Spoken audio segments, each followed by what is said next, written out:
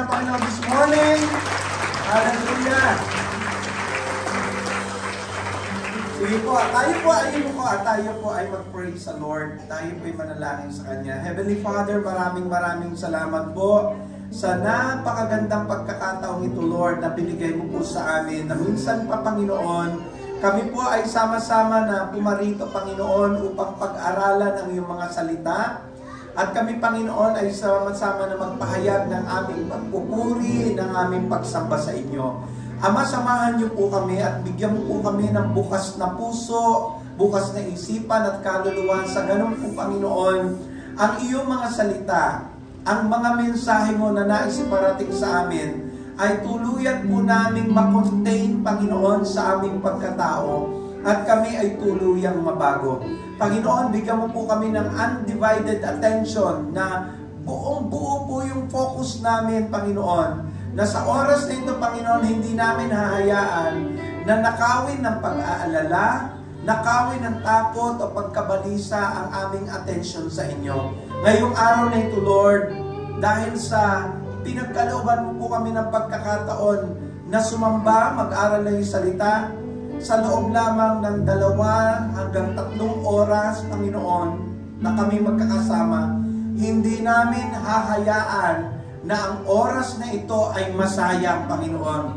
Sa halip, Panginoon, ang oras na ito ay gugugulin namin para po lamang maitaas ang iyong banal na pangalan. Sa loob, Panginoon, ng simbang ito, wala po kaming ibang hinahangad, kundi mataas lamang ang pangalan ng aming tagapagligtas, ng aming Panginoon, ng aming Diyos na si Jesucristo. Lahat ng ito ay inilalapit namin sa Kanyang pangalan. In the name of Jesus, lahat tayo magsabi na Amen! Palakpakan namin ang Lord! Handa na ba tayong magpuri sa Panginoon? Handa na ba tayong pumalakpak ng malakas? Umindak at sumayaw? Praise God! Once more, palakpakan natin siya! Magandang umaga po sa ating lahat. Bawat umaga po is a blessing para sa atin. Tama po ba? Sino po dito yung excited talaga na pumunta ngayong Sunday? Yan. Sabihin niyo po ng malakas, ako yun. At kahit may sakit tayo, may mga problema tayo, we choose to be here. Kasi alam natin na pag-isip pa lang natin sa umaga, pagpapalain na tayo ni Lord. Ang sabi nga po sa Lamentations 3:22 verse 23, ang pag-ibig ng Panginoon ay hindi nagwawakas, at ang kanyang kahabagan ay hindi nauubos. Ito ay laging sariwa tuwing umaga, dahil ang kanyang katapatan. Hindi natatapos sa kahabagan ng Panginoon, ang kanyang awa, bawat araw ay bago. Ang pagmamahal niya sa atin ay laging nandoon, kahit ano pa man ang ginawa natin sa kanya. Napaka mapagmahal ng ating Panginoon, kaya deserve niya na nandito tayo para ibigay natin yung mataas na papuri at pagsamba. Hindi natin bibigyan si Lord ng 90%, but we will give Him 101% of our energy. Itataas natin ang boses natin sa Panginoon dahil alam natin na kapag umaawit tayo sa Panginoon at itinataas natin yung boses natin sa Kanya, it's as if hinaharana natin siya. Di ba po nakakakilig sa pakiramdam kapag tayo hinaharana? Isipin po natin kung gaano po natin napapangiti si Lord kapag ginagawa po natin. Hindi lamang tuwing Sunday, kundi everyday. Pagkising natin sa umaga po, dapat pinapupurihan na natin ang ating Panginoon dahil deserve na po ang lahat ng yan. Kaya ngayong Sunday po, it's a new beginning of our week. So ibibigay natin yung 100% ng ating lakas para sa ating Panginoon at aawitan natin siya.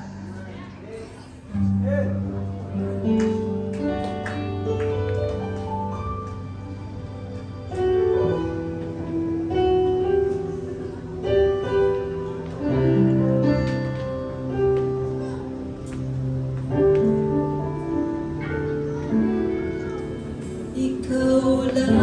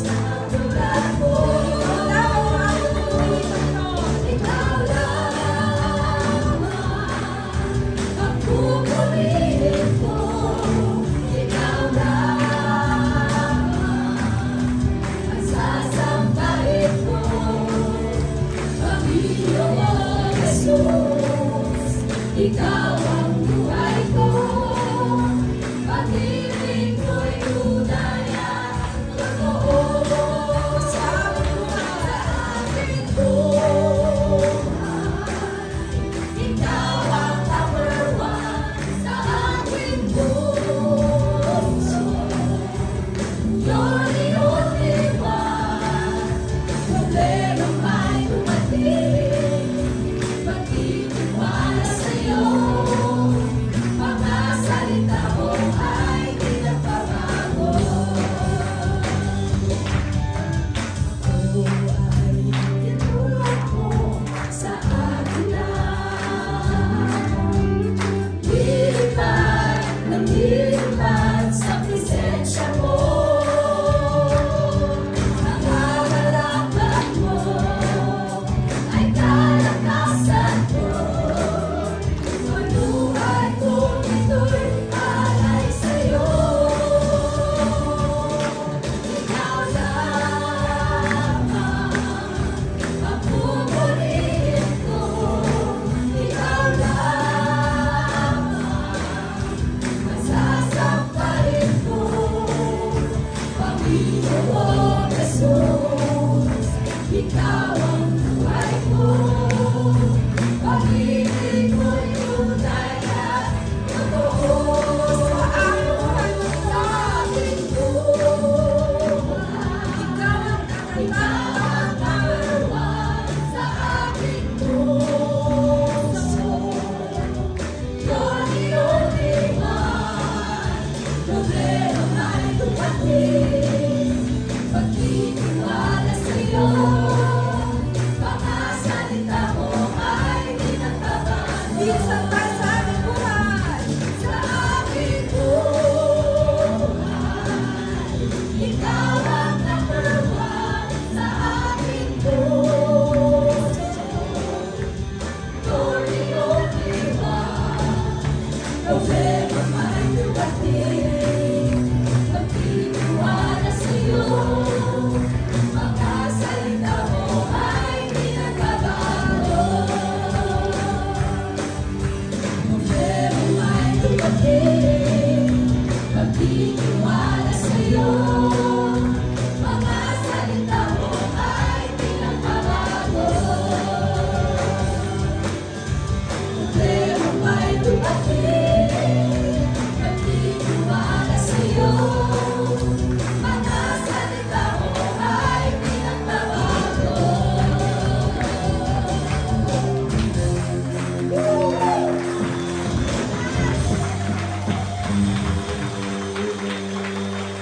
Kahit ano pong problema, kabala mo, di ba? Amen. That's the power of our God.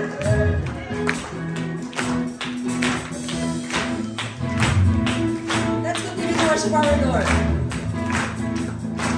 Umaaw, nagpupuri, nagdiriwang ang lahat. Papuri kay Yahweh, Yahweh, Yahweh. Lumalapit sa presensya mo, nagpupuri ang lahat. Papuri kay Yahweh, Yahweh, Yahweh.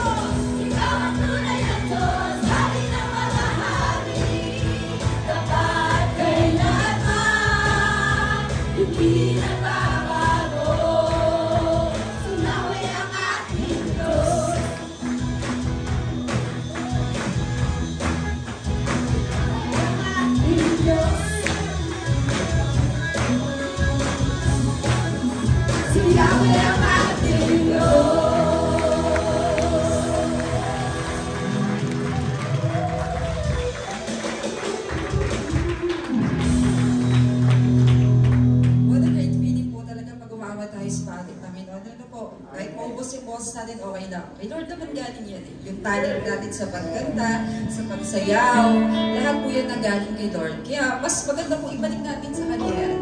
At yan po ay talagang nagpapasaya sa puso ng ating Panginoon. Let us continue to worship our God.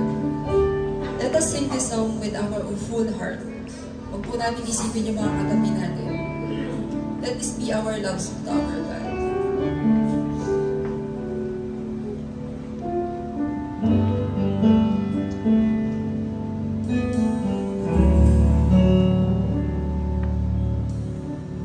Walang hanggan katapatan sa buhay ko'y lagi mong laan. Narito dahil sa biyaya mo, habang buhay mapupuri sa'yo. Pupurihin ka sa awit, itataas ang aming tinig, itatanghal sa buhay ko'y tanging ikaw, O Diyos. Higit na sa kalangitan, ang iyong kaluwalhatian, kadakilaan mo hindi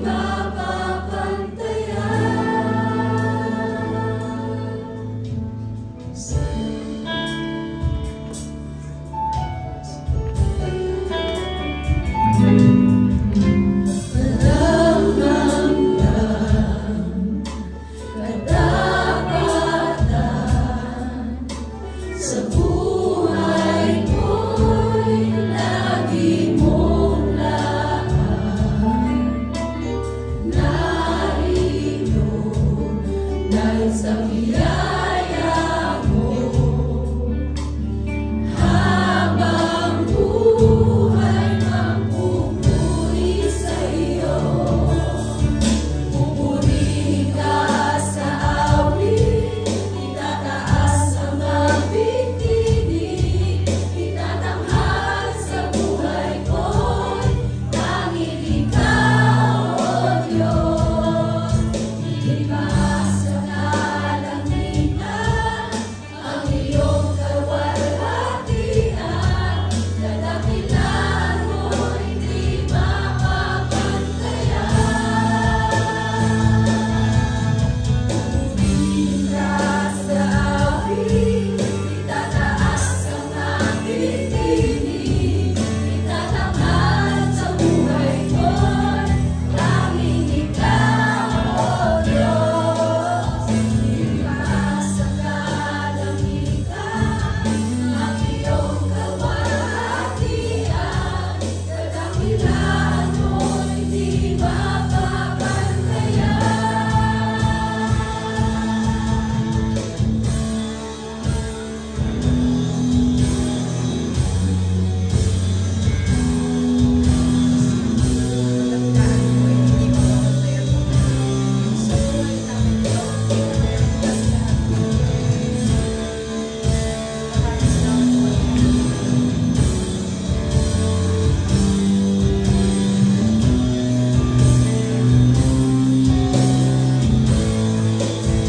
Jesus, Jesus, sa'yo ang kapurihan,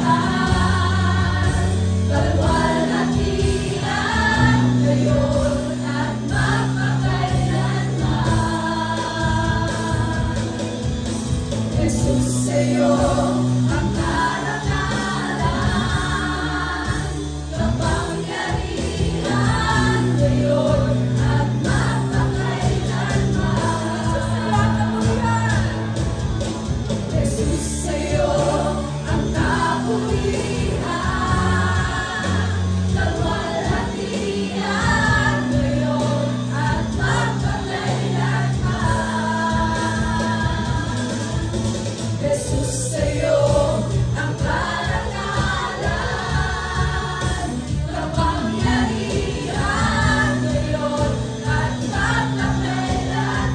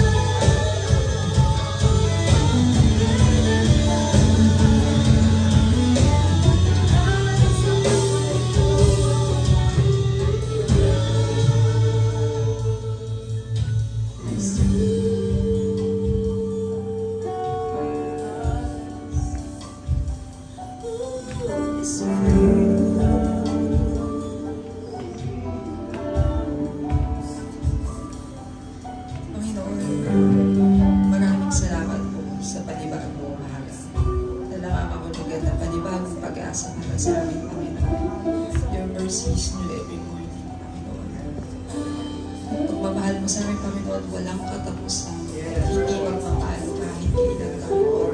Makagawa man po kami ng pag-aamali, but still, Panginoon, you welcome us with open arms, Panginoon.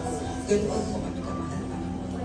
Ang pag-awit namin ngayong araw po, Panginoon, sana napakinig ka namin, Panginoon. Ito po magpapakita na mahal ka namin, Panginoon. Ang pagtataas namin ng tingin sa iyo, Panginoon, inululahati namin ang iyong pangalan, Panginoon. Dahil wala nang ibang dakila sa mundo ito kundi ikaw lamang, Panginoon. Ikaw na unang nagmahal sa amin. Panginoon, pinapanalangin po namin na sa araw na ito, Panginoon, buksan mo po ang aming puso, ang aming isipan. Para sa mga mensahe na inyong ipapahayag sa amin. Yung mga tao po na gagamitin mo ngayong araw, Panginoon, ikaw po ang umusip sa kanila. Bigay niyo po sila ng lakas at talino para ipahatid sa amin ang mga mensahe na gusto mo namin magpaalam, Panginoon. Maraming salamat, Panginoon. Alam namin na sa araw na to, na-recharge kami ng iyong pag-ibig. Purihin ang Panginoon sa umagang ito na minsan pa tayo po ay dadako sa pakikibahagi ng banal na hampunan. Nais po ng Panginoon na tayo po ay maging karapat-dapat bago natin tanggapin ang tinapay at ang sana siyang sumisimbolo sa kanyang katawan at dugo. Kaya nais ng Panginoon na ihingi po natin ng ating kapatawaran lahat ng ating mga pagkukulang at mga pagkakasala na ating nagawa sa isang buong linggo. Tayo po lahat ay yumuko at tayo ay manalangin. O Ama naming Diyos na mapangyarihan sa lahat. Panginoon, kami po ay nagpapasalamat sa iyo, Panginoon. Sa umagang ito, O Lord, na minsan po pa, Panginoon, na kami, Panginoon, ay nanginingatan sa isang magdamag na aming pagtulog, O Lord. Ay naging payapa, O Lord, dahil sa iyong kabutihan, O Lord, na minsan pa sa umagang ito, taglay namin ng buhay at kalakasan na nagmula sa iyo, Panginoon. Kaya sa oras na ito, Panginoon, kami narito, magkakapatid, ay nagsama-sama, Panginoon, upang mag-alay ng pagsamba at papuri sa iyo, O Lord.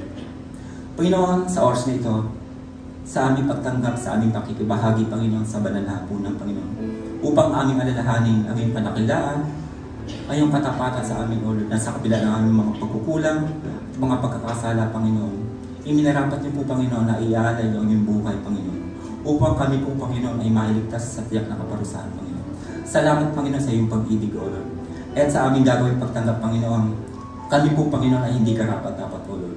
Marami kami pagkukulang at mga pagkakasala, Panginoon, na nagawa sa iyo, Panginoon, sa isang buong linggo, Panginoon. Kaya sa oras na ito, Panginoon, kami po ay lumalapit sa inyo at hinihingi namin, Panginoon, ang iyong kapatawaran, O Lord, sa lahat ng aming mga nagawa, sa aming pananalita, lahat ng aming inisip na hindi maganda, Panginoon, lalo higit sa aming mga ginawa na kalugod-lugod sa iyong kalooban, Panginoon.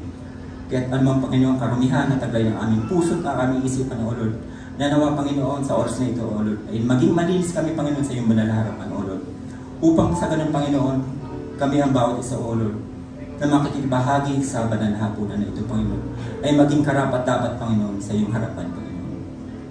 Aming itinataas sa iyo, Panginoon, ang tinapay at ang saro na siyang sumisimbolo sa iyong katawan at dugo na aming tatanggapin, Panginoon, sa oras na ito, O Lord. Panginoon, ito po ay inyong pagpalain upang maging kalakasan ng aming spiritual na pangangatawan.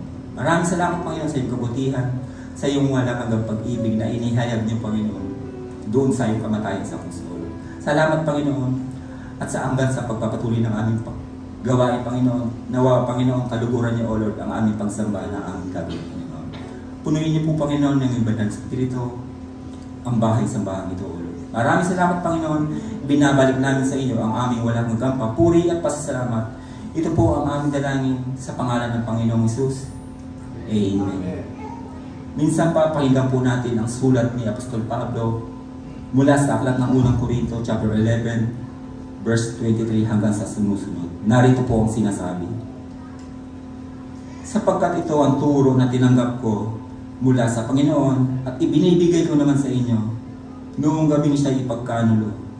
Ang Panginoong Hesus ay dumampot ng tinapay, nagpasalamat at pinagpira-pira sa iyon at sinabi, ito ang aking katawan na inihahandog para sa inyo. Gawin ninyo ito bilang pag-alaala sa akin. Kaati pong kanin ng tinapay na siyang sumisimbolo sa kanyang katawan.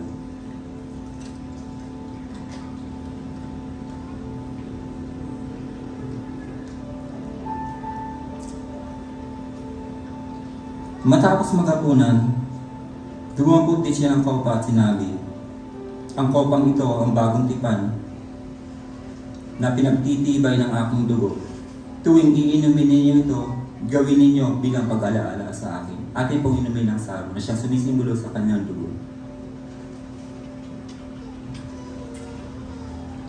Sapagkat tuwing kakain kayo ng tinapay na ito at iinom sa kopang ito, ipinahahayag ninyo ang kamatayan ng Panginoon hanggang sa kanyang muling pagparito. Purihin ang pagkabasa at pagkarinig ng kanyang mga banal na salita. Amen. Magandang umaga po sa atin lahat. Good. God is good? All the time. Okay, praise God. Gising na gising. Ready na sa salita po ni Lord. Pero bago po tayo makinig at mag-receive ng salita po ng ating Panginoon, tayo po muna ay magbigay po. Mag-worship pa rin po tayo. This time, we will worship through our giving. Now, bago po tayo magsimula, syempre po, tayo po lahat, kaya po tayo nagsisikap para po sa ating buhay, nag-aaral po tayo, para magkaroon tayo ng magandang kinabukasan po. Hindi po ba? Yung mga ginagawa po natin, nagla-learn tayo ng bagong skills, develop po natin yung mga talent natin, ine-enhance po natin, umattend tayo ng seminars para mag-improve po tayo. Now, ginagawa natin to hindi lang po para sa atin, kundi para po sa ating mga mahal po natin sa buhay. Pero minsan po, sa sobrang dami ng nalalaman po natin, natututunan po natin, umiikot na lang po sa ating mundo. Nasasabi po natin, nagawa ko ang mga ito. Nagawa ko ang mga bagay nito dahil sa pagsisikap ko. Nagawa ko ang mga bagay nito dahil sa talino ko, sa sipag at tiyaga ko. Baka po nalilimutan po natin.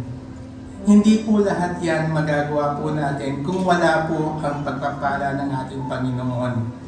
Kung matatandaan po niyo sa Deuteronomy 8:18, ito po sinasabi, pero alalahanin ninyo ang Panginoon na inyong Diyos na siyang nagbigay sa inyo ng kakayahang maging mayaman at ginawa niya daw upang matupad ang kasunduan niya sa inyong mga ninuno katulad ng ginawa niya ngayon. Ito po ang sinabi ng ating Diyos amang nasa langit sa mga Israelita nang papasok na sila sa lupang pangako po. Kasi protected sila, inaalagaan sila ng ating Diyos.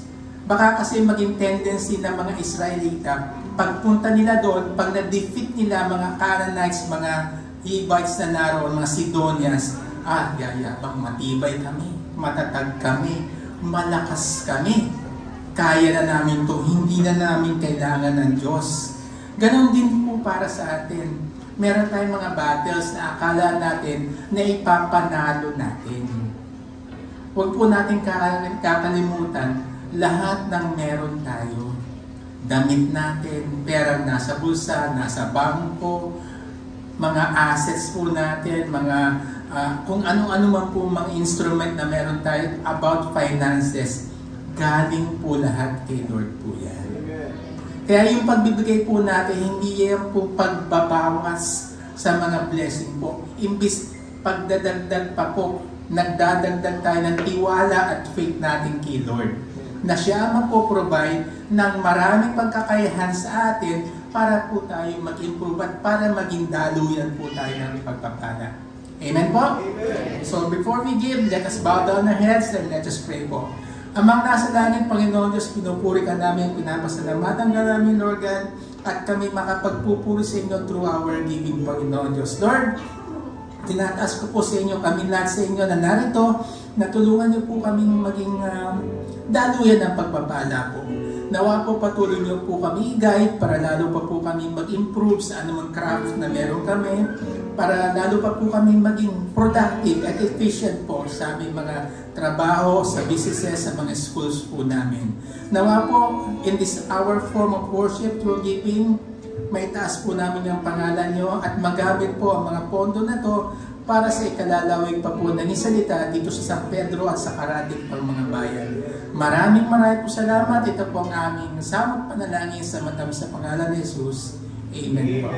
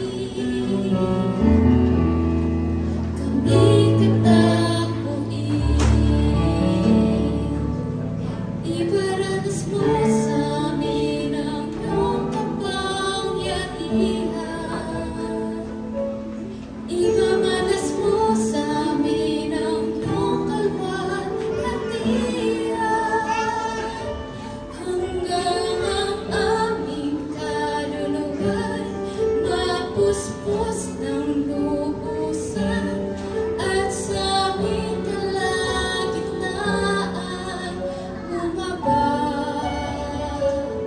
ang kalangitan. Dakila ang iyong ngalan.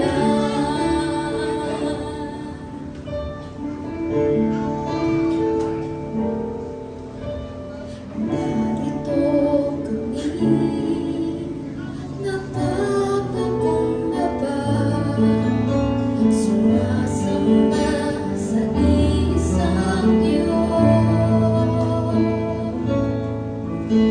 Hinahanap namin karigtan iyong mukha, sumasamo sa iyong pagkilos, at sa init na hain aming dalangin, kami tatagpuin.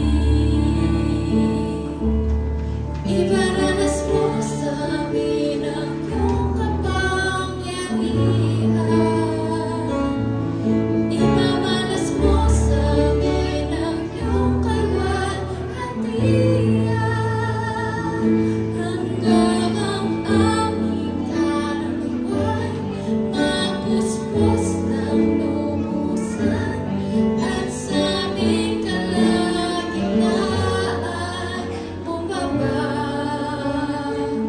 ang kalangitan.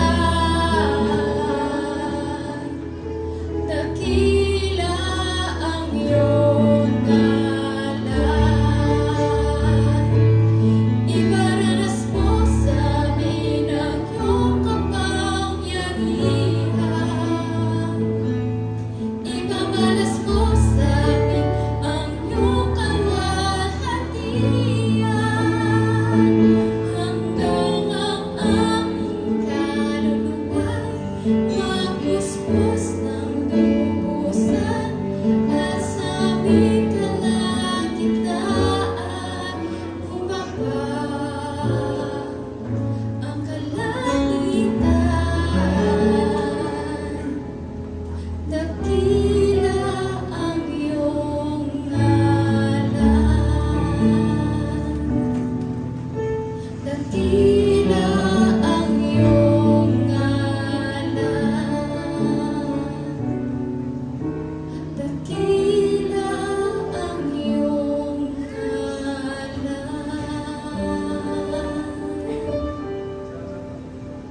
Praise God. So, today, we're going to talk about from hiding to hero. At ang ating text is found in the book of Judges chapter 6, verse 1 hanggang chapter 8, verse 1 to 28. Kung kayo po ay sumusubaybay sa ating Bible reading, alam kong alam na alam niyo po ang kwentong ito tungkol po kay Gideon. So bago po natin ito pag-aralan, tayo pong lahat ay umuko at tayo po ay manalangin. Lord God, Heavenly Father, maraming salamat po sapagkat ikaw ang Diyos na naghatid sa amin sa lugar na ito upang minsan pa, Panginoon, ay pag-aralan po ang iyong mga salita. Nawa po, O Diyos, ang iyong mga salita ngayong umaga ay maghatid ng hamon sa amin at maghatid, Panginoon, ng pagkanyak sa amin upang kami, Panginoon, ay maglingkod, Panginoon, at ibigay ang aming buhay, Panginoon, para kayo po ay ipamalita sa mga tao na hindi pa po nakakakilala sa inyo. Nawa po ang iyong mga salita ay magsilbing inspirasyon sa amin para makita namin, Panginoon, kung ano po ang layunin mo sa buhay namin ito. Salamat po, O Diyos, dahil alam namin na ang iyong banal na Espiritu ang siyang kikilos sa kalagitnaan namin ngayon. Inihandog namin sa inyo ang aming sarili, ang aming buong pagkatao, aming buong atensyon. Mangusap kayo sa amin sa umagang ito sa pamagitan ng iyong mensaheng ito. In the name of Jesus, ito ang aming prayer. Lahat tayo magsabi ng Amen. Praise God. Minsan po ba sa buhay po natin ay naramdaman po natin na parang feeling po natin hindi tayo qualified sa ginagawa po natin o sa pag-aanyaya po para tayo po ay maglingkod. Minsan ba ang feeling po natin ay hindi tayo para doon kasi mahina tayo? Naimbitahan na ho ba kayo? No? Na-invite na po ba kayo ni pastor? At ang sabi niyo, naku pastor, hindi ako para dyan, hindi ko kaya yan.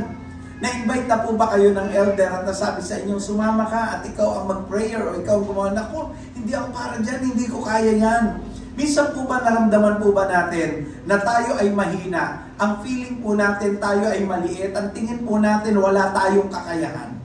Minsan sinusukat po natin yung sarili po natin kung ano ang naging karanasan natin, kung ano ang naging kabiguan po natin at sasabihin po natin, naku, hindi ako para dyan, hindi ako karapat-dapat dyan. And therefore, tumatanda po tayo as member but we don't have any ministry in the church. Why? Because we define ourselves as somebody who is weak, as somebody who is not capable of doing things for the Lord. Pero alam niyo ba mga kapatid, sa Bible, madalas ang pinipili ng Diyos ay yung mga taong hindi naman talaga qualified sa paningin ng tao. O maging sa tingin po nila, hindi sila qualified. And yet sila po ay pinipili ng Diyos. Dito po sa Judges chapter 6, makikita po natin, isa sa mga taong pinili ng Diyos na ang tingin niya sa sarili niya ay mahina at hindi qualified ay walang iba kundi si Gideon. Isang ordinaryong tao, medyo timid po o mahihain ang taong ito, na ando po yung takot. Pero alam niyo po ba, sa kabila ng ganong personalidad niya, ginamit po siya ng Diyos para iligtas ang buong bayan ng Israel. Ang hindi natin minsan nakikita, ay yung paggamit ng Diyos sa atin, sapagkat ang nakikita lang po natin ay yung limitasyon po natin, yung bagay na hindi natin kaya. Mga kapatid, ngayong araw na ito, gusto kong pag-aralan po natin paano ginamit ng Diyos ang taong si Gideon at paano rin niya tayo gagamitin.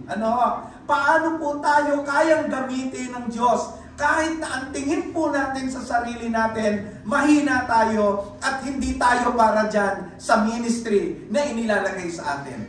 Unang-una mga kapatid, you have to remember, God sees your potential. Kung hindi mo nakikita yung potential mo, nakikita po ng Diyos yung potential mo. Why? Because He is our Creator. At dahil ang Diyos ay ang ating Creator, alam niya po maging bilang ng buhok po natin. Alam po ng Diyos kung ano ang kakayanan mo. At yung kakayanan na yan ay nakarehistro sa DNA na meron ka. Bago ka pa ipanganak, alam na po ng Diyos kung ano ang kaya mo. God sees your potential. On the other hand, you see always your problem. Tama po? Ang lagi mong nakikita yung limitation mo, yung hindi mo kaya, ang lagi mo nakikita yung problema. Pero gusto kong malaman ninyo, para magamit ka ng Diyos, despite na nakikita mo na may kakulangan ka at may problema ka, gusto kong makita mo, God sees your potential. You look at Judges chapter 6 verse 11 and 12, na makikita ko natin doon, ito po ang sabi ng Panginoon, the angel of the Lord appeared to him and said, "Mighty hero, the Lord is with you." While I was reading the devotion of our Pastor Marvin, natutuwa ako doon sa kanyang observation. Sabi ni Pastor Marvin sa observation niya, parang nang-aasar naman itong si Lord. Ang tingin na nga po ang tingin po nga nitong si Gideon, kaya nga po siya nagtatago, no? Kasi natatakot po siya doon sa mga Midianites. Kaya po, yung kanya pong, sabi nga po, yung kanyang trabaho na paggigiik o pagdurog ng mga ubas ay naandun po sa kubli. Nagtatago po siya. Because natatakot po siya sa mga Midianites. And yet, anong tawag po sa kanya? Mighty hero. Meron ba namang mighty hero na nagtatago? So, when I was reading yung devotion ni Pastor Marvin, tumatango ako. Sabi ko, I agree na ganun nga ang datingan. Alam niyo, noong time po na ito, ang Israel nasa ilalim ng matinding oppression ng mga Midianites. At ito, mga Midianites na ito, matindi ho ang kanilang ginawa sa mga Israelita. Winawasak po nila yung mga pananim, bukod sa sila po'y sinakop at pinagpapapatay po sila. Winawasak ang mga pananim at ang kanilang mga inani, kinukuha po ito. And therefore, ito pong buong bansa ng Israel, takot na takot po sila. Kaya po sila ay nagtago sa mga kuweba, umakyat sila sa mga kabundukan at mga liblib na lugar. At makikita niyo po yan sa Judges chapter 6 verse 2. Bakit? Because of fear from Midianites. Now, si Gideon po, as I have said, isang ordinaryong lalaki po ito. No? Ang sabi po, ang description, pinakaaba sa kanyang pamilya at mula sa pinakamaliit na lahi ni Manase, lihim po siya o patagupong nagtatrabaho sa pisaan po ng ubas o wine press, para hindi maagaw yung kanyang mga inani ng mga kaaway. At dito po naganap ang isang himala. Ang Diyos mismo ang lumapit sa kanya at tinawag siya at ang sabi sa kanya, mighty hero. Nagtatago ako, mighty hero. Hindi ba minsan ganun po tayo? Yung feeling po natin, pag tinawag tayo, sinabi sa atin, magiging pastor ka. What? Pastor? Hindi nga ako makapagsalita sa harapan. Alam niyo po ba yung mga elders po natin? Just to share with you, we have lots of elders here, and I praise the Lord. As Pastor Vic, and Pastor Marvin, Pastor Edwin, Pastor Ray, si Pastor Ray, si Pastor Noli, Ray po kasi, Ray Grabines, saka Reynaldo Pogi, si Pastor Jonathan. Imagine niyo po, ito pa, iniisip nila na kaya nilang tumindig sa harapan? No? Malaking no! Nung pinupuntahan ko lang po si Pastor Jonathan, sila po yung nagtitinda doon sa may kanto pa ng Olympia ba yun? Nagtitinda po sila doon na Sister Annelyn, lagi po ako pupunta roon for Bible study and in-encourage ko po maglingkod sa Panginoon. Isang malaking no! Parang imposible nga naman po. Ay sa tindi po ng pagiging mahihain ni Pastor Jonathan, mapapatayo mo ba yan dito sa harapan? Pero alam po ninyo, kahapon natutuwa po ako kasi sa ating pong prayer o Don't Watch Prayer for the City na ginanap kahapon, blessed na blessed po ang ibang mga churches na nakasama po natin at sinasabi po, may kapitbahay po tayo dito yung Victory Church. Sabi po nung asawa ng pastor doon, nakalimutan ko yung name po niya, pastor, sabi niya, natutuwa po ako sa mga lay elders o lay pastors ninyo kasi po lahat po sila ay equipped. Sinasabi pa po niya kay Pastor Leling, Pastor Leling po ang head ng religious affairs ng City of San Pedro, Pastor, nakakatuwa po yung mga elders ni Pastor Rodel. All of them are equipped. Wala pang palakpak si Lord yan. Now, yung palakpak na yan kay Lord, hindi ko para sa kanila. Why? Because gusto pong malaman po ninyo na kung minsan yung pakiramdam natin that we are inadequate, hindi tayo sapat, hindi natin kaya, gusto ko pong malaman po ninyo, hindi tayo tinatawag ng Diyos ayon sa takot na meron tayo, kundi tinatawag tayo ng Diyos ayon sa future na nakikita niya sa atin. Gideon saw himself as insignificant. He saw himself as a weak person. He is helpless according to Judges chapter 6 verse 15. Sumagot si Gideon, pero paano ko po maililigtas ang Israel? Ang pamilya po namin ang pinakamahina sa lahi ni Manase at ako naman ang pinakaaba sa pamilya namin. But God saw Gideon as a mighty warrior, as a mighty hero, a deliverer, and a leader. Yun ang tingin ng Diyos sa kanya. Here's the truth, mga kapatid. God doesn't define us by what we are right now, but by what He can do through us. And I want you to remember this lesson.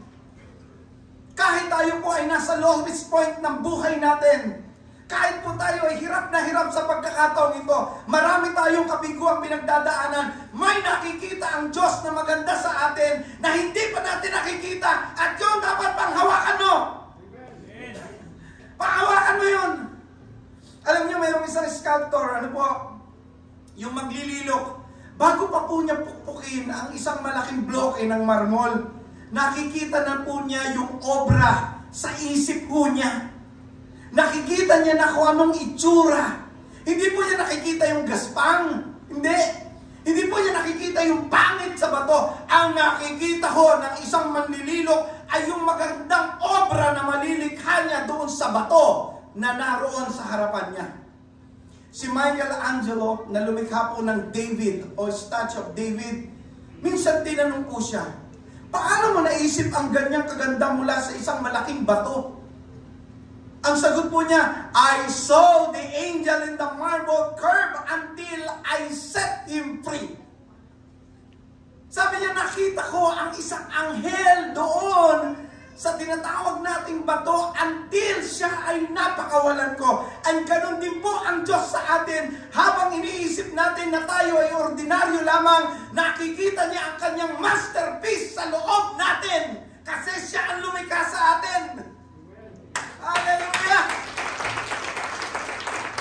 Alam niyo, studies on self-perception reveals na ang positive affirmation ng isang authority figure, like yung magulang, guro o leader, can greatly influence person's confidence and achievement. Sabi po ng Harvard Business Review 2021. E paano pa po kaya kung ang Diyos mismo ang nagbibigay ng affirmation sa atin? Di ba? Paano pa po kaya kung ang salita ng Diyos, ito mismo, ang nagbibigay ng affirmation sa atin na hindi ka ordinaryong tao. Ikaw ay Kristiyano and you can do all things through Christ who gives you strength. Di ba? So when someone approach you, maybe a pastor or a leader or maybe an elder or a deacon at sinabing ikaw magganito, there is something in you na nakikita ng Diyos na kaya-kaya mo. Huwag ka magsabi ng no. Sabi mo nga sa katabi mo, huwag ka magsabi ng no. Amen. Sabihin mo, yes Lord. Pwede ba yun? Sabihin nga po natin, yes Lord. Yes, Lord. Ang salita po ng Diyos ang pinakamakapangyarihang affirmation sa buhay po natin. Amen? Kahit feeling mo mahina ka, kahit feeling mo takot ka, kahit feeling mo wala kang magagawa, God sees what you can become in His hands. Mga young people, listen to me. Kung tingin mo, ang kakayanan mo ay hindi sapat, nakikita ng Diyos kung ano ang kaya mo. Kayang-kaya mo. Don't define, remember this, don't define yourself by your failures. Define yourself by God's calling. Kuminsan ang pakiramdam po natin, dahil sa mga sunod-sunod na kabiguan na dumating sa atin, ang pakiramdam natin, wala na tayong pag-asa, tayo ay takot, wala tayong mararating.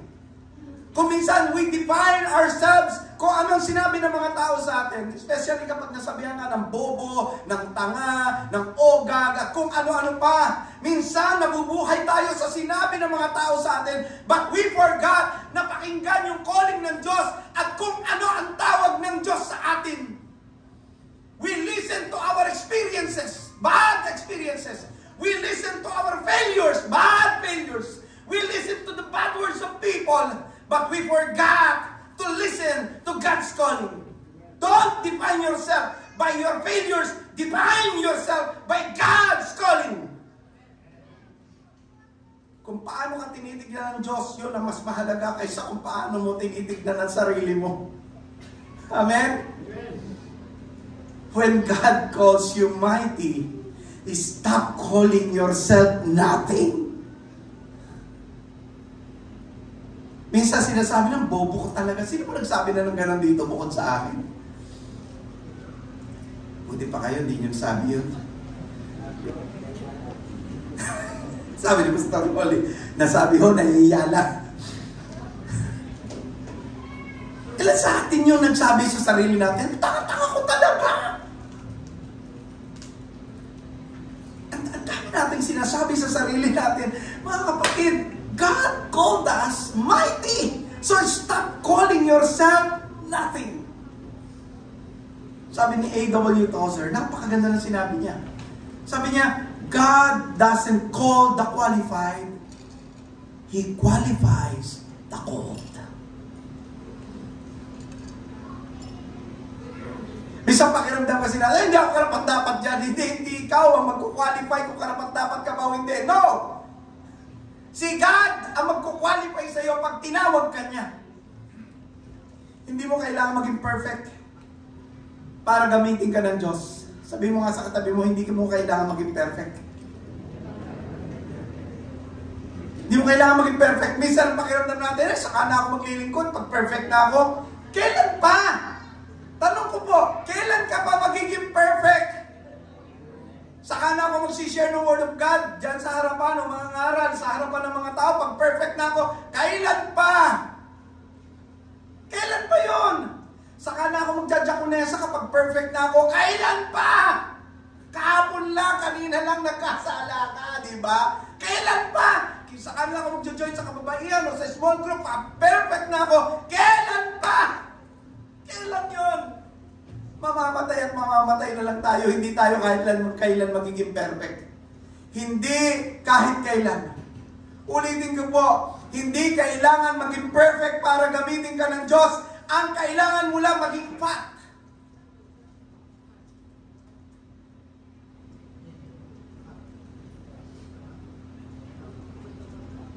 What, Pastor? Fat? Yes! Hindi mataba. Ang sinasabi ko po ay faithful, available, and teachable.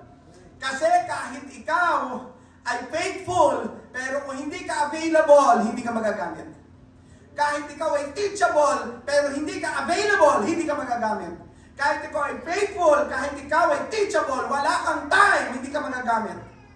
You don't have to be perfect. You just need to be fat, faithful, available, teachable, and God will do the rest in your life. Paano mo nakikita ang sarili mo ngayon? Ayon ba sa nakikita ng Diyos? O ayon sa takot na nakikita mo? Ayon sa sinabi ng mga tao sa iyo? Ayon sa mga failures na pinagdaanan mo? A second thing, mga kapatid, always remember, para magamit tayo katulad ni Gideon, God is patient with our doubts. Doon sa Judges chapter 6, verse 13 to 24, gusto kong bigyan natin ng pansin yung verse 13. Sir, Gideon replied, if the Lord is with us, why has all this happened to us? And where are all the miracles our ancestors told us about? Nang tawagin po ng Diyos si Gideon, hindi agad siya nag-yes, Lord. Mabuti nga po kayo, nag-yes, Lord, agad. Amen? Si Gideon hindi po. Nung tawagin siya ng Diyos, Gideon questioned the Lord. Eh bakit kami nahihirapan? Kung kasama namin ng Diyos, di ba tayo po ganyan? Tama po ba ako? Pag may pinagdadaanan tayo, bakit kung kailan ako every Sunday umaattend? Bakit ang dami kong problema? Sino po rito ang nakapagtanong na ng gano'n? Di ba? Kung kailan ako nagsipag at naglingkod sa Panginoon, ang dami kong pagsubok. Sino po dito ang dumaan sa mga pagtatanong na yan? Alam mo, simula nang maging active ako dyan sa church na yan, o nag-active ako sa ministry, bumagsak yung negosyo namin. Meron po ba kayong mga ganyang karanasan? Mga pagtatanong? Akala ko ba ang Diyos pinaglilingkuran natin, kasama natin? And therefore, kapag may pinagdadaan ng gano'n, medyo, ano kaya huwag na ako maglingkod? Ano kaya huwag ako mag-attend ng Sunday? Kasi parang ang ganda ng flow pag hindi ako ma-attend. Dalawang bagay po yan eh. Una, may trials. Bahagi mo ng buhay ang pagsubok. Pangalawa, may kontra. Pag naglilingkod ka sa Panginoon, may kontra. Kontra po yung diablo. Natural, pag magkaibigan kayo, hindi siya hahadlang. Eh ngayon, nagsisipag ka, kontra ka. Kaya kukontrahin ka niya. Eh dati hindi siya kumukontra, bakit? Friend kayo eh. Magkasundo kayo dati. Pag sinabi niya huwag ka dumalo, umuoo ka. Pag sinabing huwag ka umattend ng Bible study, sabi mo, yes. Eh ngayon, nag-yes ka na kay Lord, kukontra. Ngayon sa kagustuhan ng kaaway. So therefore, kung kumukontra sa kagustuhan ng kaaway, ano mangyayari? Hahadlangan ka niya. Yan, dalawang bagay. Mga kapatid, alam ko po na kung minsan bilang tao, dumadaan sa atin Yung mga pagtatanong. Ang sabi pa nga po ni Gideon dito, saan na ang mga miracles na narinig namin ay kinuwento ng mga ninuno namin? Nasaan na? Akala ko makasama natin ang Diyos. Kaya po ang ginawa niya, sige nga, kung talagang tinatawag ako ng Diyos, pwede ba akong humingi ng signs? Pwede ba akong humingi ng katibayan? Ang tawag po dito, Gideon's please test, doon sa Judges chapter 6 verse 36 to 40. Nang hingi siya ng signs sa Panginoon, ang tanong, tumugon po ba ang Diyos? Yes. Pinarusahan ba siya? No. Tinanggihan ba si Gideon? No. God patiently reassured him, patiently wait na yung kanyang doubts ay mawala. Mga kapatid, doubts don't disqualify us from being used by God. Remember this. Kung may mga alinlangan kayo kaya hindi kayo makapaglingkod sa Panginoon, I want you to realize this and keep this in mind. Doubts do not disqualify you from being used by God. Kahit na may mga alinlangan ka, hindi yan hadlang para makapaglingkod ka sa Panginoon. Amen po ba? Tanong po, sino po bang Kristiyano ang hindi dumaan sa doubts? Si Kristo nga pumili ng 12 eh. Meron doon isa puno ng alinlangan eh. Sino po yun? Sino po? Si Judas? Hindi po, si Tomas. Sino po yung puno ng alinlangan? Si Tomas. Anong sabi niya? Malibang makita ko ang butas sa kanyang mga palad at naisot ko ang aking daliri sa kanyang takiliran, saka lang ako maniniwala. Bakit? Kasi nung time na yun na sinasabi sa kanya, wala po siya. Noong time na yun na sinasabi sa kanya na nagpakita ang Panginoon, that time, absent si Tomas. And therefore, nagpatotoo yung mga apostol, ang Panginoon na buhay na maguli. But si Tomas po ay punong-puno ng pagdududa. Now, sinabi ba ng Panginoon na hindi ka na apostol, punong-puno ka ng pagdududa sa akin? Hindi na. Ayoko na sa iyo. Hindi. Jesus, patiently wait. Hanggang sa isang araw, nung pumasok ang Panginoon, walang katok-katok, lumusot sa dingding. Nakita ho niya. Anong sabi niya? Panginoon ko at Diyos ko. That is His declaration. Alam niyo po, ang Diyos ay hindi natatakot o naiinis kapag tayo ay nagtatanong. When we have these honest questions sa Panginoon, hindi po siya nagagalit. Hindi po. Ang mahalaga po, kahit may mga doubts tayo, tulad ni Gideon, lumalapit pa rin tayo sa Diyos. Yun ang mahalaga. Here's the truth, mga kapatid. Ang pananampalataya, hindi kawalan ng tanong, kundi patuloy na pagsunod sa kabila ng mga tanong. Hindi ka mawawalan ng tanong. Tama po ba ako? Hindi mauubos ang tanong mo. Every time na merong papasok sa isip mo, magtatanong at magtatanong ka. Pero gusto kong malaman mo, ang pananampalataya ay hindi kawalan ng tanong, kundi patuloy na pagsunod sa Diyos sa kabila ng mga tanong na meron ka sa isip mo at naiintindihan ka ng Diyos. Naiintindihan ka niya. Imagine po ninyo, di ba ngayon summer, marami pong magpapaturo ng nagpapaturo ng swimming. Tama po? Ewan ko po kung naranasan nyo yan. Kasi ako naranasan ko po yan. Kaya lang po kami sa ilog. Nalunod ako. Nalunod. Opo. Kasi malakas yung current sa ilalim. So paglundag ko po sa ilog, hindi na po ako nakalutang. Buti na po, andun yung tsuhin ko. Siya po yung sumagip sa akin. Mahirap pala malunod. Ang hapdi sa mata. Tapos, busog na busog ka naman. Yun ang talagang sigurado doon. Oo. Hindi na ako nakapananghalian eh. Sa dami ng tubig eh. Tapos, labas lahat ng tubig. Sa mata, sa ilong. Talagang lahat ng may butas sa labas eh. Ano po? Ngayon, ito po yan. Imagine, a child learning how to swim, di ba? Takot siya, di ba? Maraming questions. Kaya ko ba talaga to? Hindi ba ako malulubog? Hindi ba ako malulunod? Pero habang naandoon ang tatay o nanay o kuya o tiyo, hawak ang kanyang kamay, tinitiyak sa kanya, nandito lang ako.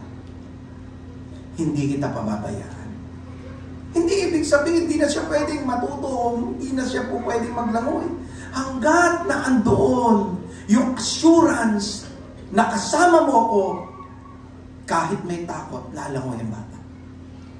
Ganito ang Diyos kay Gideon, ganito rin po siya sa atin. Hanggat alam natin, kasama natin ang Diyos, kahit na may mga tanong, may mga pagdududa tayo, hanggat alam natin, kasama natin ang Diyos, dapat nagtutuloy tayo sa paglilingkod sa Panginoon. Psychologist explains that doubts are a natural part of growth. And according to Stanford study ng 2020, questioning and struggling often leads to stronger conviction later on. Tignan nyo si Tomas. Di ba nung marami siyang doubts kung talagang Panginoon ay nabuhay na maguli, ang Panginoon talaga ay naandyan, nung ang Panginoon ay nagpakita ng proof na talagang siya yun, di ba ang tindi ng conviction? Anong sabi niya? Panginoon ko at Diyos ko. In fact, siya po ang isa sa mga ginamit ng Diyos para ipangaral ng mabuting balita sa India. And the same is true spiritually. Doubts, when brought honestly to God, deepen rather than destroy our faith. Don't be afraid to bring your questions to God. May mga tanong kayo, dalhin nyo sa Panginoon. Keep seeking, keep praying, keep trusting, even when answers are not immediate. Kahit hindi po agad sinasagot ng Diyos ang mga tanong mo, just keep on coming to God because He loves to listen. Gusto niya makinig sa iyo. So, instead of running away in doubt, run toward God with your doubts. Minsan, ang tendency kasi natin mga tao, pag may mga alinlangan tayo, we run away from God. Hindi ganon, mga kapatid. Sabi mo sa katabi mo, hindi ganon. Hindi ganon. Instead of running away in doubt, run toward God with your doubts. Remember this. Faith isn't the absence of doubt. It's trusting God's heart even when His hand seems unclear.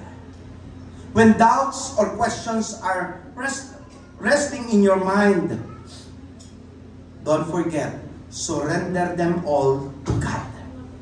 Ang question ko po, what doubts or questions are you wrestling with today? Have you surrendered them to God? A third point I want to make is God gives us the victory through His strength, not ours. Doon po sa Judges chapter 7, verse 1 to 7, so kung bigyan natin ng pansin yung verse 2. The Lord told Gideon, you have too many warriors with you. If I let all of you fight the Midianites, the Israelites will boast to me that they saved themselves by their own strength. Originally po kasi, ang nakasama ni Gideon sa laban, o ang kasama niyang soldiers, 32,000 soldiers. Pero, ayaw ng Diyos ng 32,000. Sabi ng Panginoon, masyadong marami yung kasama mo. Pinababa po ng Diyos ang bilang. So, from 32,000, naging 10,000. Pero sabi ng Diyos, marami pa rin masyado. So, mula 10,000, nauwi sa 300 soldiers. Paano ginawa po ng Diyos? Ang sabi ng Panginoon, ganito, yung lahat ng iinom sa ilog na parang aso, huwag mo isasama. Alam niyo po yung iinom na parang aso? Yung yuyuko na lang na gano'n, tapos iinom. Pero lahat ng iinom na gamit ang kanilang kamay, yun ang isama mo. Sa 10,000, 300 lang po yung sumalok ng tubig gamit ang kamay. Eh bakit po yun ang pinili ng Diyos? Bakit hindi yung mga nagsiyuko na parang aso? Patay ho agad sa labanan yun. Bakit? Eh kasi pag yuko pa lang nila patay na agad, nasibat na agad, patay na. Bakit? Hindi nila nakita eh. Pero yung mga gagamit ng kamay, ano po, ibig sabihin, attentive. No? Ibig sabihin, sila po ay naka-red alert talaga, nakamasid talaga. Yan ang isama mo. 300 lang po yun. 300. So, from 32,000 down to 10,000 to 300. Bakit? That's the big question. Bakit? Para malinaw na ang tagumpay hindi galing sa kanila, kundi galing sa Panginoon. clear. And alam nyo, madalas gusto natin maraming resources. Tama ako? Sa church, ganito eh. Tama? Tama po? Siguro, pastor, kung meron tayong kapatiran na milyonaryo, solve na ang lupa natin. Kahit siguro mga 3 hektarya makakabili tayo. Wait. Ganun nga ba talaga yun? Di ba kung minsan gusto natin maraming koneksyon? Pastor, baka sa eleksyon, iboto natin si, baka mag-donate ng lupa. Sino? Si Congressman Bato-Bato. Hindi ko alam kung sino yan, ha? Ano kaya kung, kasi kakilala yun ni ganito eh. Lapitan natin, alam niyo naman, pastor, pag meron kang connection, ha? Malaki ang possibility, bigyan tayo niya. Kaya tayo kuminsan sa mga gawain, pati politiko pinatatayo eh. Bakit? Kasi iniisip natin na kapag maraming resources, meron kang connection, panalo ka. Panalo. Mali. Iniisip natin, siguro kung lahat ng kapatiran natin, mayaman, marami na siguro tayong ganito. Mali rin. Siguro kung lahat ng kapatiran natin, may hanap buhay, siguro, pastor, marami tayo. Mali din, mali. Puro mali. Bakit po? Kasi ang iniisip po natin ay hindi kung paano magtatagumpay gamit o ika ngay nagpapagamit sa kapangyarihan ng Diyos. Minsan iniisip natin gamit ang connection, gamit ang resources, gamit ang assurance galing sa kapwa-tao, magtatagumpay tayo. Wrong, mga kapatid! Mali! Di ba? Alam niyo, tinuturuan tayo ng Diyos na umasa sa Kanya. Kasi ang tagumpay ay nasa Kanya lamang at wala ng iba. Di ba? Hindi sa sarili nating kakayanan. Di ba? Kahit naman sa personal nating buhay, ay, kay doktor ganito ka magpagamot, magaling yun! Alam niyo, kahit sinong doktor, wala pa rin gagaling sa Diyos. Di ba? Doon tayo lalapit. Oo, meron talagang mahuhusay na doktor, magagaling ganito, walang masama doon. Pero hindi dapat inilalagay ang pag-asa, hindi dapat inilalagay sa kanila ang tagumpay. Ang tagumpay ay sa ngalan ng Panginoon.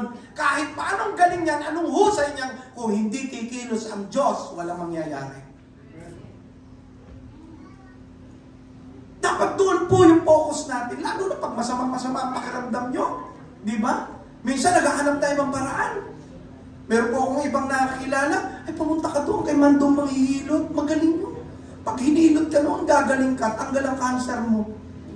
Kasi meron doon pumunta lang, nung hinilot, nawala yung bukol na ganito. Mga kapatid, hindi rin kay Mandong Manghihilot o kung sinong masahista. Hindi po, kahit anong galing yan, kung wala ang pagkilos ng Diyos, wala yan.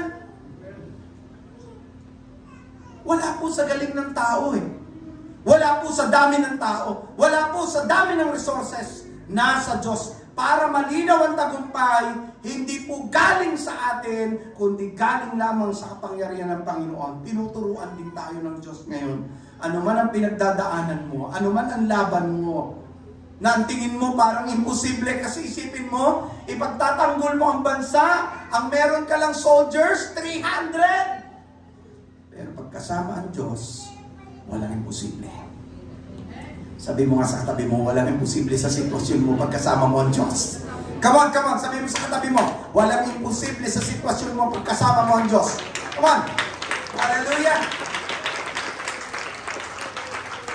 Hindi pagkakait ng Diyos ang tagumpay sa iyo, hindi kasi anak ka niya. Anak ka niya. Alam niyo yung speedboat, ang liit-liit, pero ang sinasalungan niya, ang laking alon. Magugulat kayo, speedboat, talaga namang, diba? Sumasalunga sa alon.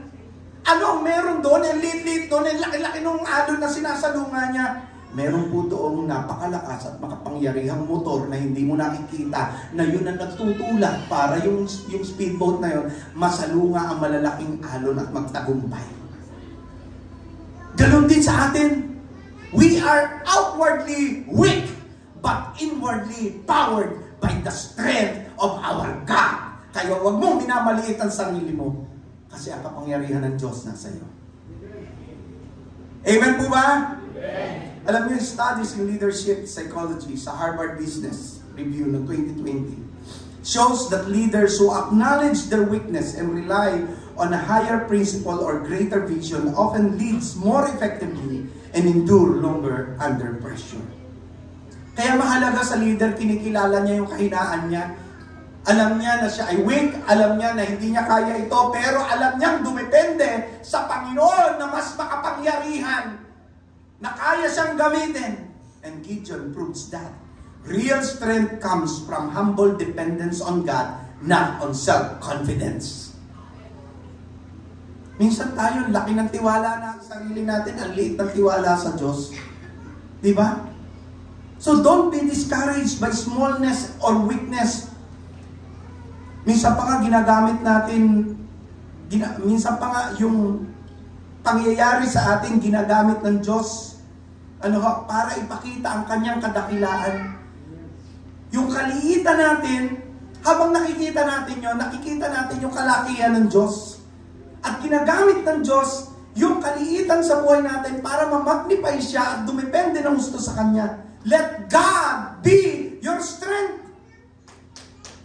Yes, come on, palakpakan natin ang Panginoon. Let God be your strength. So instead of boasting, kaya ko to, kaya ko to, ganito sabihin mo, kaya ito ng Diyos sa buhay ko. Minsan kasi mayabang tayo eh. Lalo na kung sinabi, kaya mo yan. Kaya ko to, kaya ko to, kaya ko to. Hindi ko pala kaya. Pero alam mo, iba pag sinabi mo, kaya ito ng Diyos sa buhay ko. Kasi that's the time na alam mo na ang Diyos na ang pinakikilos mo sa buhay mo. Allow God to reduce your crutches. Sometimes masyado tayo nakasandal kay ate, nakasandal kay kuya, nakasandal kay nanay, kay tatay, nakasandal kay doktor, nakasandal sa kaibigan, nakasandal kay best friend, nakasandal sa kamag-anak. But you know, sometimes kailangan mo tanggalin lahat ng sinasandalan mo at sa Diyos ka lang sumandal. Yung mga bagay na inaasahan mo, kailangan mong alisin para siya lang ang maging tunay mong lakas at tagumpay sa buhay mo. When the odds are against you, remember this equation, mathematical equation. You plus God equals majority. Amen? Wala ka nang abangan ng pagka-Diyos ang kasama mo. Sigurado panalo ka. Amen? Kaya lang kung isa yan, nalilimutan natin. Naghahanap pa tayo ng kung sino-sino kasama. Kasama mo lang ang Diyos, panalo ka.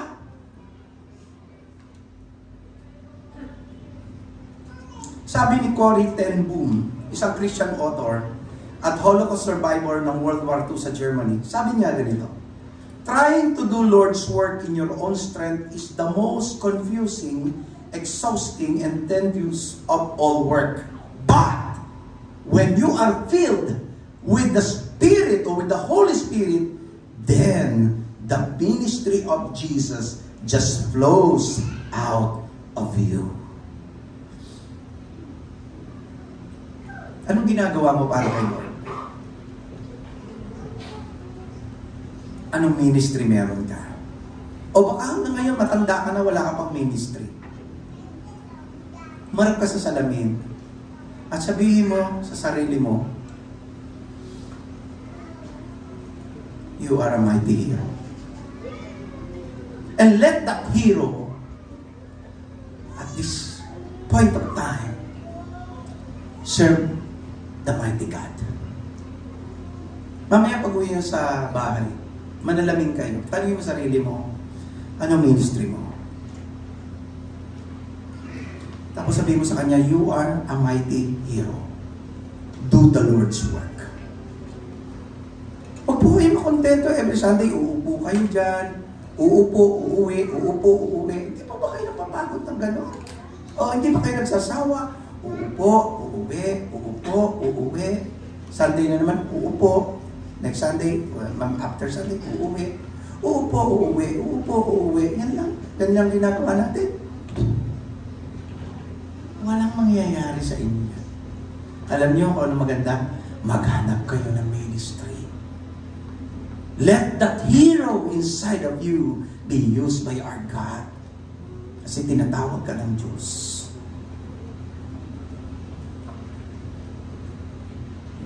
Are you trusting your strength? Or are you surrendering fully to God's power? Tandaan niyo po ito. God is looking for willing hearts, not perfect ones. Ang Diyos po ang hinahanap yung willing, hindi po yung perfect. Kasi walang perfect sa atin. Mga kapatid, ang Diyos ay hindi po naghahanap ng perfect. Ulitin ko po. Naghahanap siya ng pusong willing na sumunod sa Kanya kahit mahina. Because God sees your potential. God is patient with your doubts. Naintindihan ka ng Diyos. And don't worry. Kahit tingin mo mahina ka, God empowers your weakness. Meron po isang batang lalaki. Sumali po siya sa school play. Alam niyo po kung anong ganap niya? Ang ganap po niya siya ay isang puno. Kung ikaw ay tatawagin ng teacher mo para maging puno, papayag ka, puno, yung tree. O, meron tayo school play, ha? Ikaw ang puno. Ano kung gagawin ng puno? Steady ka lang. Huwag kang kikilos hanggang matapos kasi puno ka. Bawal kang gumalaw. Walang punong naglalakad. Okay? Sabi ng teacher, steady ka lang. Huwag kang aalis. Ha? Kasi, yung puno lang na binaha ang gumugulong. Okay? Walang bagyo ngayon. Ha, Toy? Okay? So, steady ka lang. Okay. Sabi po ng bata, opo. Tuwang-tuwa yung bata. Puno siya. Kayo po ba'y nakasali na ng stage play? Ako po, kung ako sasali, gusto ko po ito. Ako yung puno. Wala kang gagawin. Wala kang sasauluhin.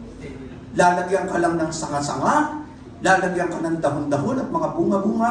At steady ka lang sa pwesto mo. That's all. Nang matapos po yung play, sabi ng guro, you were the best tree because you stood strong. Tuwan-tuwa yung teacher. Bakit po? Because all throughout, almost 45 minutes, hindi umalis yung bata at hindi gumalaw. Grabe yun, ano? Steady lang talaga. Puno eh, puno. Ginampanan niya yung pinagagawa sa kanya. Tuwang-tuwa yung teacher niya. Kasi nature ng bata malikot. Tama po? Pero itong batang ito, grabe, walang kalikot-likot. Walang hangin. Hindi ho siya nakapay eh. Hindi. Talagang he stood.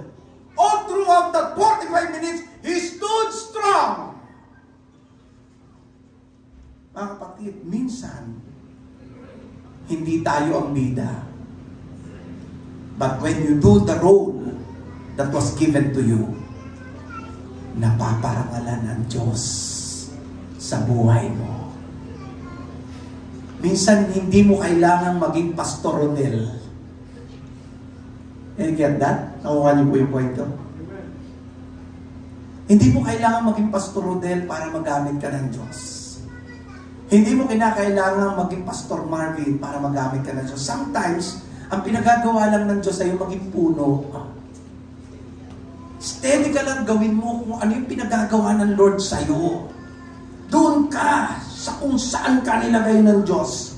At ang importante sa bandang huli, sasabihin ng Diyos, good and faithful servant. Sabihin mo nga sa katabi mo yan, palakpakan mo nga. Pwede bang tapikin mo yung katabi mo at sabihin mo sa kanya, good and faithful servant. Ano man ang feeling mo ngayon? Ang feeling mo mahina ka? Ang feeling mo takot ka? Ang feeling mo you're not enough? Know that in God's hand, you are more than enough. You are more than enough. Don't define your life with your failures, mga kapatid. Hindi yan ang tingin ng Diyos sa'yo. You are a mighty hero. So yes to God. Kapag may pinapagawa ang Diyos sa'yo at merong conviction sa heart mo na dapat mong gawin yun, sabihin mo, yes, Lord! And watch Him use you mightily. Let the Lord bring you out of a hiding to hero.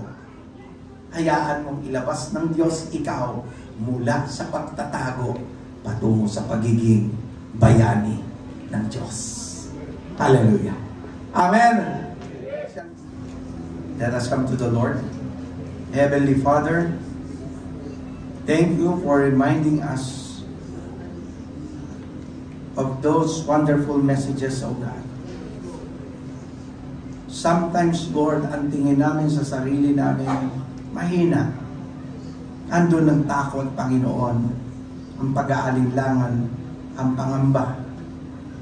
Pero ngayong umaga, Panginoon, pinakita mo sa amin, Lord, iba kung paano mo kami tinitignan. Tinitignan mo yung potentials namin. Sinatsaga mong matanggal hanggang mawala yung mga pagdududa namin. Sinatsaga mong pakinggan ang mga tanong namin. At hinahanda mo kami, Panginoon, sa pamagitan ng pagkakaloob ng kalakasan sa amin upang kami ay maging matagumpay. Hindi dahil sa lakas na meron kami, kundi dahil sa lakas na nagmumula lamang sa inyo. Lord, turuan mo po kami tumipende lamang sa inyo. Ano mang sitwasyon ng buhay namin. Ano mang pinagdadaanan namin.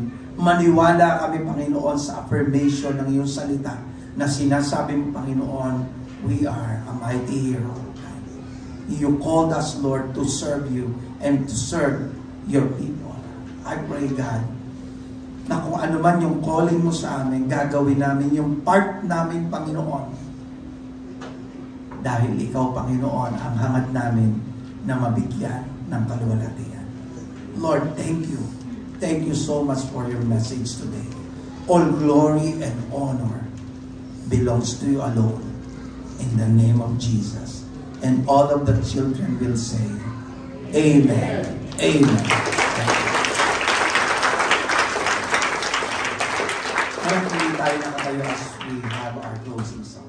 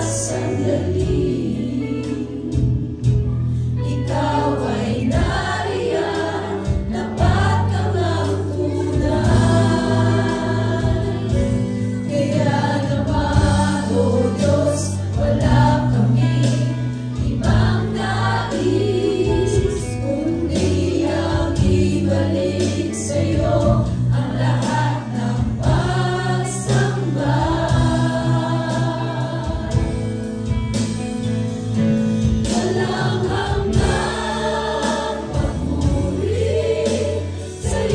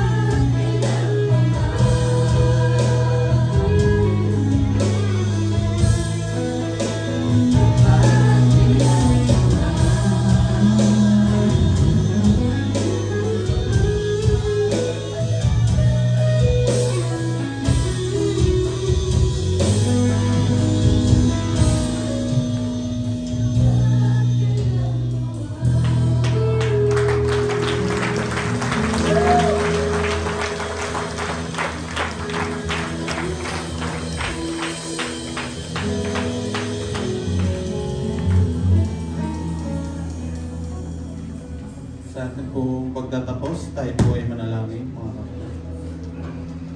Ama namin Diyos, Diyos na makapangyarihan, makapangyarihan po kayo sa lahat, Panginoon. Kami po ay nagpupuri, masamba sa inyo at nagpapasalamat, Panginoon.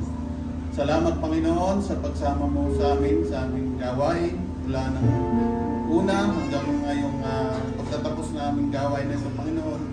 Nawa, Lord, ay nabigyan ka namin ng napasaya ka namin, Panginoon, sa aming ginawa na pagsamba sa inyo, Panginoon. Salamat, Panginoon, sa mga salita mo na nagbigay sa amin ng encouragement, Panginoon, na kami po bilang mga anak mo, Panginoon, naisin namin na magkaroon kami ng ministry, Panginoon. Magamat ang tingin po namin sa aming mga sarili ay mahina, Panginoon, pero sa inyo po pala, Panginoon, ay kami ay special at hero kami, Panginoon, para sa inyo, Panginoon. Lord, sa mga kapatidan namin na may mga pinagdadaanan sa kalusugan, Panginoon, kayo po, Panginoon, ang aming maggagamot at kayo po, Panginoon, magpapagaling sa bawat kapatira namin na may pinagdadaanan sa kalusugan. Ganun din po, Panginoon, kung kami po, Panginoon, ay may pinagdadaanan sa financial na pangangailangan, kayo po, Panginoon, ang mag-provide sa amin, Panginoon, ng lahat ng ito. Ganun din po, Panginoon, kung kami po, Panginoon, ay may pinagdaraanan sa aming relationship, sa aming kapwa, sa aming pamilya, sa lahat ng mga tao na nakapaligid sa amin, kayo po, Panginoon, na magbibigay ng magkakasundo sa bawat isa, Panginoon. Lord, sa pansamantala po namin na pagkahiwa-hiwalay at pag-uwi sa bawat sa aming tahanan, kayo po, Panginoon, na mag-iingat sa bawat isa, makarating kami ng ligtas, Panginoon, at patuloy niyo kami, Panginoon, na bigyan ng kalakasan sa aming pagharap sa mundong ito, Panginoon, sa aming habang kami po ay nag-aantay sa inyong pagbabalik. Tayo po, Panginoon, na magbibigay sa amin ng katatagan, ng kalakasan upang manatili kami, Panginoon, sa inyong presensya. Salamat po, Panginoon, sa inyo po namin binabalik ang papuri at pasasalamat sa pangalan ng Panginoon Jesus. Amen.